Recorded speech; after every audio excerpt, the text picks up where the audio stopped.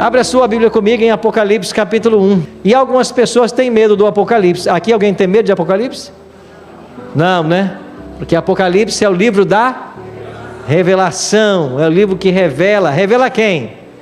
Jesus Cristo. É um livro extraordinário. Nós não precisamos temer nada a respeito do Apocalipse, porque nós sabemos como terminará a história humana. E no final, tudo vai terminar bem, a favor do povo de Deus. Nós estamos vivendo o período da última igreja, antes que aconteça o quê? A volta de Jesus. Então nós estamos aguardando o aparecimento do Senhor Jesus. É por isso que nós nos chamamos adventistas, porque nós cremos no advento de Cristo a essa terra. E que emblemático vocês estarem ou serem membros da primeira igreja adventista do Rio de Janeiro e a segunda igreja do Brasil, igreja adventista. Amigos, a nossa história é extraordinária, e nós que somos historicistas, acreditamos que a profecia deve ser interpretada ao lado da história, entendemos que nós estamos vivendo agora o período da última igreja.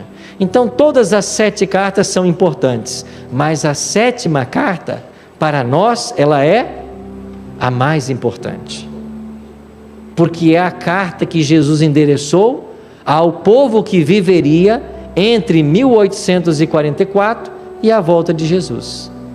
Então o que Jesus quer dizer para nós nessa noite? Nós, os cristãos desse período profético. Então vamos agora para Apocalipse capítulo 3 e entender a partir do versículo 14 a mensagem que Jesus tem para nós.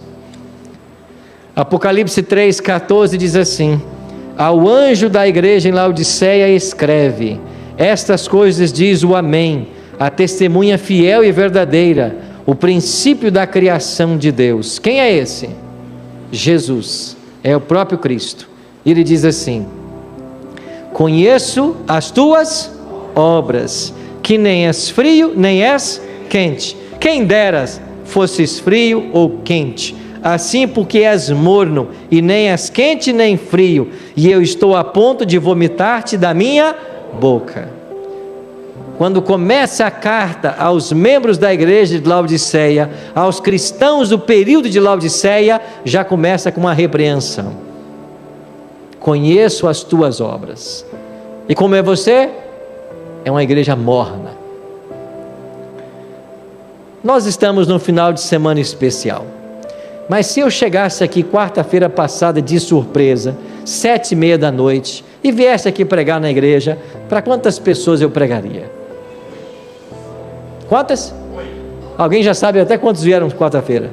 Quantos vieram? 8. Eu pregaria para 8 pessoas. Isso só acontece aqui? Não. Isso é uma realidade mundial. Em várias regiões do país, nem culto de quarta acontece mais. Por quê? Porque nós achamos que nós estamos bem.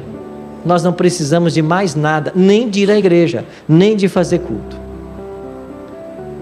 E infelizmente, depois da pandemia, vários dos nossos irmãos que não puderam frequentar durante a pandemia, perderam o ânimo e nem voltaram. A igreja perdeu muitos membros que não voltaram pós-pandemia para as igrejas. E por que não voltaram? Porque nós estamos bem, nós somos ricos e abastados, de nada temos falta.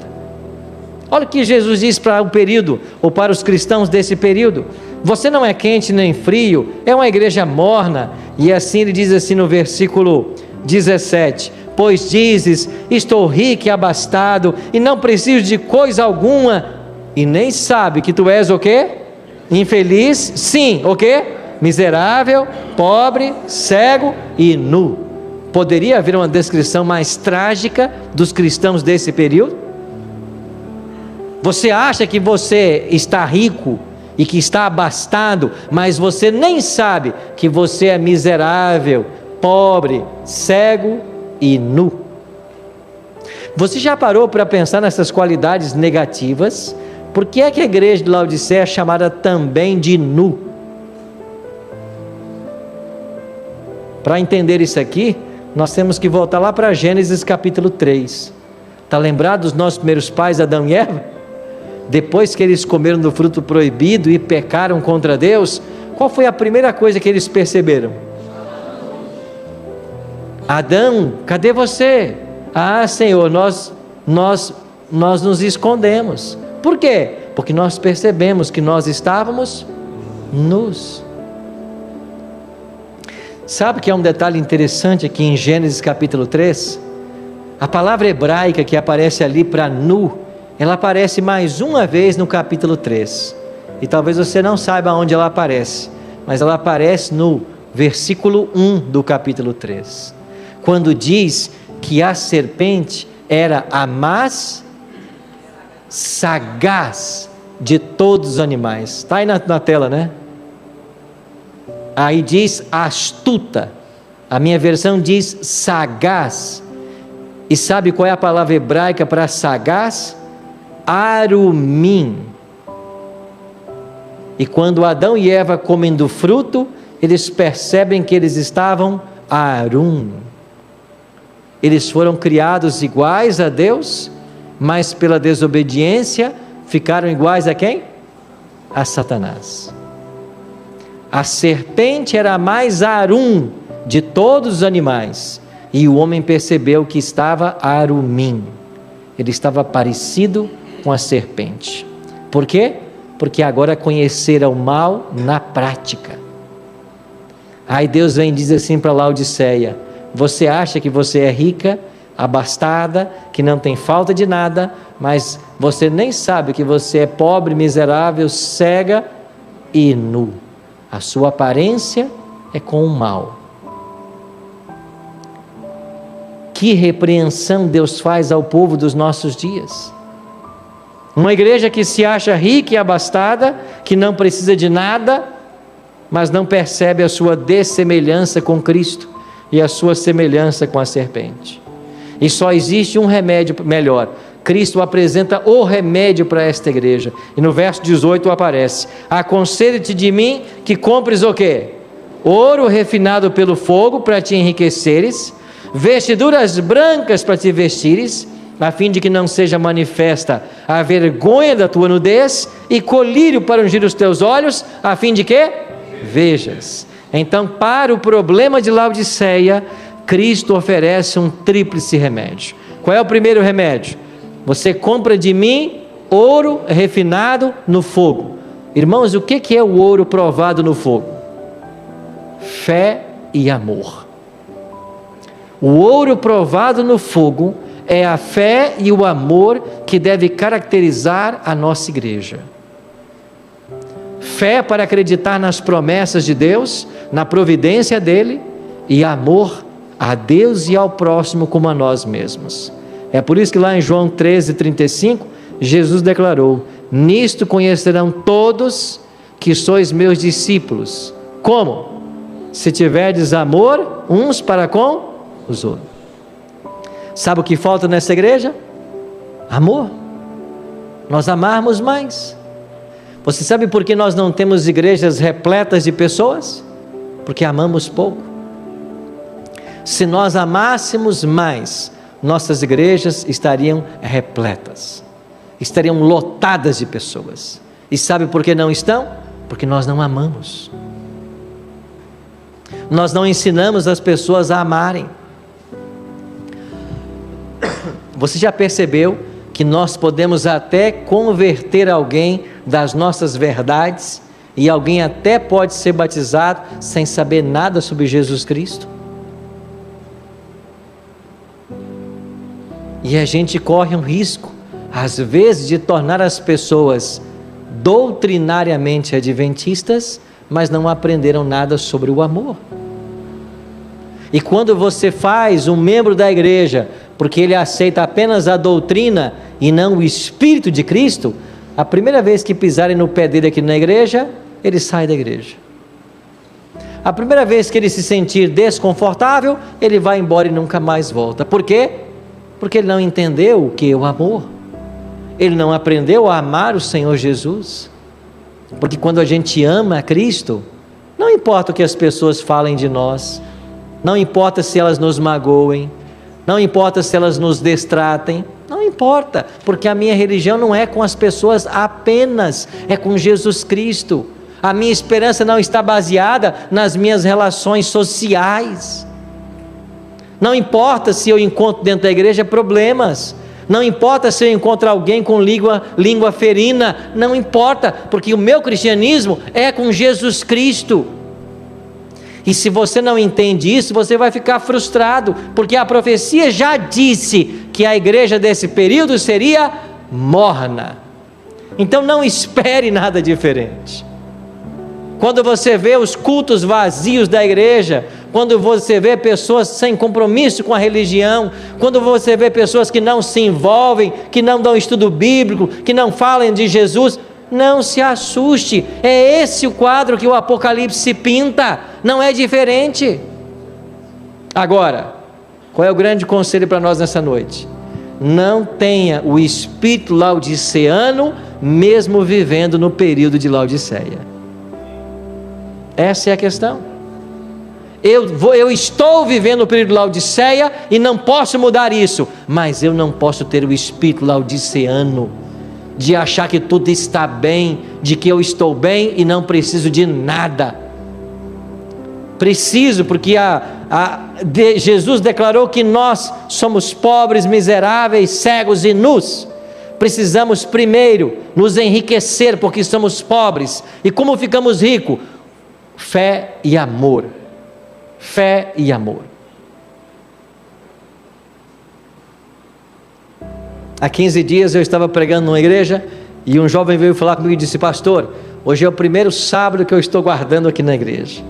Eu disse: que maravilha, até hoje você não guardava sábado? Não, pastor, eu trabalhei 15 anos numa empresa de pet, 15 anos nessa empresa cuidando de animais, mas agora eu recebi os estudos, eu participei do evangelismo e eu quero me batizar, e hoje é o primeiro sábado que eu estou guardando. E eu disse: como é que aconteceu lá no emprego? 15 anos, como é que foi? Ele disse: eu procurei o meu patrão e disse: olha, eu conhecia a mensagem bíblica do sábado e a partir de hoje eu não trabalho mais dia de sábado. O meu patrão disse: mas escuta, o dia de sábado é o dia que mais tem trabalho aqui. Todo mundo no final de semana traz aí o seu animalzinho para dar banho, para fazer tosa, eu preciso de você. Ele disse: eu não posso vir. Ah, mas se você não vier no sábado, eu vou te mandar embora. Pode mandar embora, eu não venho mais. Eu descobri o sábado na Bíblia, e ele disse: mas você não vai trabalhar mais? Não, no sábado não mais. E como você vai fazer? Eu disse: eu não sei, Deus vai abrir uma porta, mas eu não trabalho mais no sábado, e sábado que vem eu vou estar na minha igreja. O patrão olhou bem para ele e percebeu a convicção que ele tinha e disse: tá bem, eu vou dar o sábado livre para você. E ele contou que ele saiu de casa para vir à igreja no sábado e passou em frente à loja, e lá estava aquele movimento, os clientes, os funcionários, e ele pensando: 15 anos eu estive envolvido com isso, mas hoje não. Hoje eu vou santificar o dia que Deus me ensinou, eu vou para a igreja. E ele estava ali no primeiro sábado, feliz da vida, porque ele disse: o meu patrão já disse para voltar, ele não quer me perder, e ele vai me dar o sábado livre. Isto é o ouro refinado no fogo. É o quê? A fé. A fé. Eu não sei aonde eu vou trabalhar segunda-feira, mas eu não venho mais no sábado. Por alguns segundos ele esteve desempregado. Depois o patrão pensou bem, funcionário bom, pessoa honesta, 15 anos na empresa, não. Eu vou dar o sábado livre para você. Pode continuar vindo. E está lá ele trabalhando. Ouro é a fé e o amor. Jesus diz mais: eu aconselho que você também de mim compre vestiduras brancas para te vestires, a fim de que ninguém veja a vergonha da tua nudez, porque você é nu, você se parece com a serpente, você tem uma vida de pecados, você está longe de Deus, mas se você colocar a minha veste pura de justiça, os teus pecados serão perdoados, e você será semelhante a Deus mais uma vez. E o que faz Cristo? Ele tira a nossa vestimenta de vergonha e coloca as suas vestes de justiça. E nós somos justos e salvos, não porque temos coisas boas em nós, mas porque Ele é bom. A isso chamamos justificação. Nós não temos nada de bom que nos recomende a Deus. A palavra diz que a nossa própria justiça é como trapos de imundície. A palavra diz que nós estamos enfermos da cabeça aos pés. A palavra diz que nós, como um leopardo, não podemos mudar nossas listras. Nós só podemos fazer uma coisa: aceitar a veste de justiça que Deus nos oferece. E quando nós aceitamos as brancas vestes de Cristo, o nosso pecado é perdoado. E o nosso nome é colocado no livro da vida. E nós somos absolvidos. Não porque haja nada bom em nós, mas porque Ele é bom. Não que nós não tenhamos pecado, mas é porque Ele não tem pecado. Essa é a estranha obra de Deus. O justo morre para que o pecador viva. Isso é justificação. E há um terceiro e último remédio que Cristo oferece à igreja desse período. Aconselho que de mim compre o quê? Colírio para ungir os teus olhos, a fim de que vejas. O que é esse colírio? É um símbolo do Espírito Santo. Está lembrado das parábolas das 10 virgens? Todas as 10 virgens a princípio tinham azeite, mas 5 delas fizeram reserva. O noivo tardou, o azeite de todas acabaram, mas 5 delas tinham azeite de reserva. Elas encheram mais uma vez as lamparinas, elas esperaram o noivo chegar e foram para as bodas, e as que não tinham, saíram para comprar, e quando elas saíram, a porta se fechou. O que é o azeite da parábola das virgens? O Espírito Santo. O que é o colírio? O Espírito Santo. Irmãos, isso quer dizer que se nós não tivermos o Espírito Santo, nós não estaremos aptos a receber Cristo quando Ele voltar. Nós precisamos da fé e do amor, da justiça de Cristo, e precisamos do seu Espírito. E por esse Espírito temos que clamar a Deus todos os dias. Clamar a Deus pelo batismo diário do Espírito deve ser a nossa primeira missão de cada dia. Esse é o colírio que nós tanto precisamos para nos dar discernimento espiritual. E quando temos esse Espírito, Deus não só nos dá discernimento, como Ele nos usa na sua causa. Nos usa para abençoar outras pessoas. Nos usa para alcançar outros. E Deus quer fazer de nós condutos de sua graça. É como aprendemos com Abraão. Deus não abençoou Abraão para que ele fosse apenas abençoado. Deus abençoou Abraão para que todas as famílias da terra nele fossem abençoados. A bênção não era para parar em Abraão, era para ir para outras pessoas. Então, quando Deus dá a você o poder dele, não é para que você seja o poderoso, mas é para que você ajude outras pessoas, para que você seja um instrumento para alcançar outras pessoas. E só quando nós temos o Espírito que nos capacita, nos envolvemos na obra, é que nós estamos na posição que Cristo idealiza para nós como membros do corpo de Laodiceia. Se nós não temos esse Espírito, nós não podemos nos envolver. E a tristeza é que hoje o Espírito é tão desconhecido para muitos na igreja, como aqueles discípulos de Paulo, aqueles discípulos de João, lá de Atos 19, quando Paulo pergunta assim: vocês receberam o Espírito Santo quando vocês creram?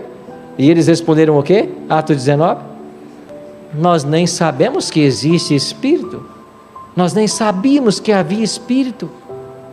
Então hoje tem tanta gente ignorante do Espírito, como os discípulos de João Batista de Atos 19. E nós precisamos desse Espírito, irmãos. Por quê? Porque ele é a maior bênção que o céu pode nos outorgar. E há mais um detalhe: quando nós recebemos o batismo do Espírito, nós recebemos após ele todas as outras bênçãos do céu. O Espírito Santo é o maior dom que o céu pode nos dar. E quando nós o recebemos, ele traz após si todas as outras bênçãos dos céus. Então aqui está o conselho para Laodiceia. E a carta termina no versículo 19. Eu repreendo e disciplino a quantos amo. Sê, pois, zeloso e arrepende-te. E eis que eu estou à porta e faço o quê? Bato. Se alguém ouvir a minha voz e abrir a porta, entrarei em sua casa, cearei com ele e ele comigo. Jesus nunca vai forçar a porta. Ele diz o quê? Se alguém ouvir e abrir, eu vou entrar. E se não ouvir? E se não abrir? Ele nunca vai entrar.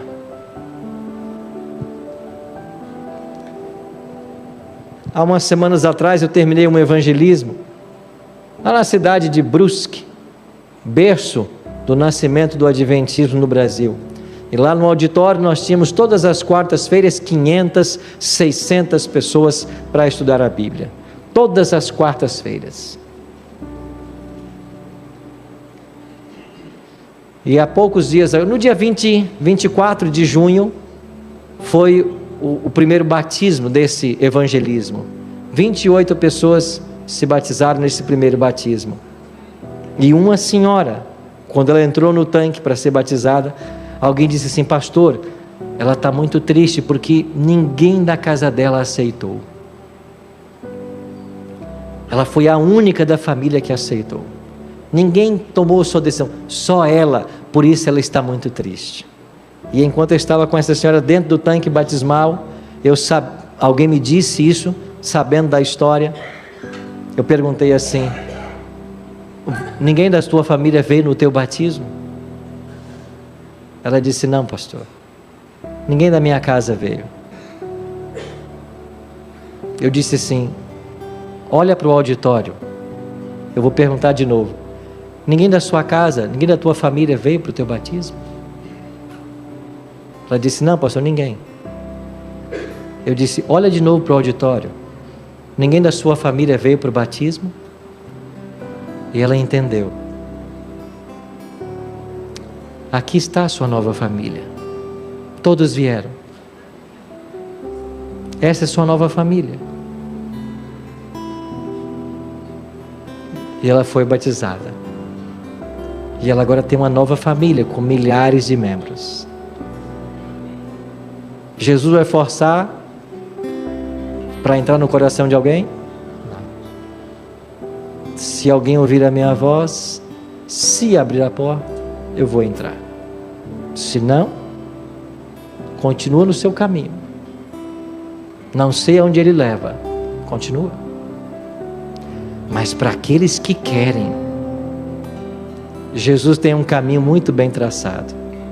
Jesus quer entrar na casa, Jesus quer cear, Jesus quer fazer morada. Eu não sei nessa noite como você está com Deus. Eu não sei se enquanto eu li a carta a Laodiceia, você se sentiu de fato membro dessa igreja. Se você está se sentindo assim, alguém morno espiritualmente, alguém que perdeu o primeiro amor, alguém que perdeu o brilho nos olhos pelo cristianismo, eu não sei. Mas eu sei de uma coisa: esse Cristo continua batendo a porta. E Ele não pode ficar do lado de fora. Nós temos que abrir para que Ele entre. Agora essa é uma decisão que só você pode tomar. O esposo não pode tomar pela esposa, nem a esposa pelo esposo. O pai não pode tomar pelo filho, nem o filho pelo pai. O primo não pode tomar por outro, ninguém pode tomar por ninguém. Cada um tem que tomar a sua decisão. Cada um tem que entender que salvação é individual. E quando o Espírito Santo de Deus vier nesse tempo final, nós temos a promessa de que os laços familiares serão quebrados. As pessoas que hoje têm medo de tomar uma decisão por pressão familiar, por causa dos amigos, por causa de filiação a igrejas, esses laços todos serão quebrados, porque o Espírito Santo vai entrar no coração e vai fazer morada. Mas Ele não pode entrar se você não deixar. Por isso, nessa noite, aceitemos o conselho da testemunha fiel e verdadeira à igreja de Laodiceia. E que Deus nos ajude a, mesmo estando no período de Laodiceia, a não termos o espírito laodiceano, mas sermos cristãos, ricos com fé e amor, vestidos com a veste da justiça de Cristo e com os olhos ungidos pelo Espírito Santo.